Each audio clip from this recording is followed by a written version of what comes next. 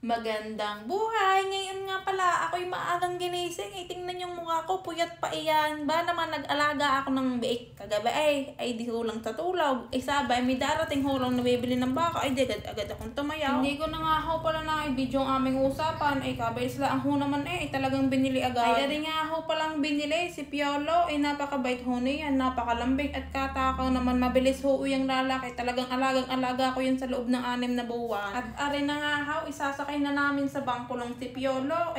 Kala ko hindi mapapasakay nung nakita ang amot sinabihan. Sunod agad sa akin Gayan ho yan, napakabait. Kita, samahan niyo ako, i-deliver na natin. Tingnan niyo kasi kasama ko. Ayaw, nasa gilid si Lip Doc Jeff na, tingin mo na. Tara na, i-deliver na natin video mo na ng isa.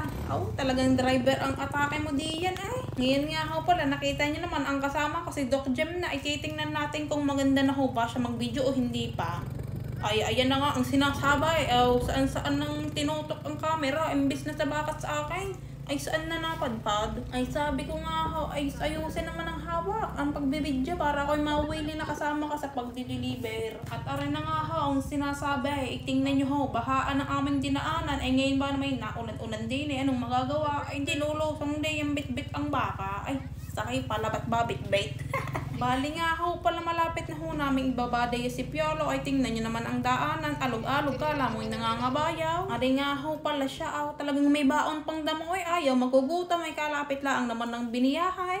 Di aray na nga, naibaba na ha. Tingnan nyo naman, nakaganda ng sugahan. Kalawak, hindi magugutom yan diyan. At ako syempre usay-sa, may pagsunod pa doon teka lang, pasayaw muna ng isa, nakarinig ng tugtugan Nung ayos na nga ha, di nagpapakalam ako. Syempre pet ko iyan talagang nagpapalambing pa sa akin, ayaw ata akong iwanan yan.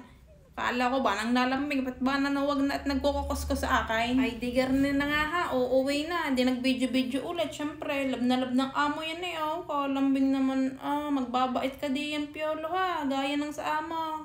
Bye-bye. Tapos na ngayon ang transaksyon, di uuwi na, nakapagpaalam na rin kay Piolo. Siya, maraming salamat po sa aming solid na buyer. Dyan muna kayo, magmamaneho pa. Bye-bye. Peace.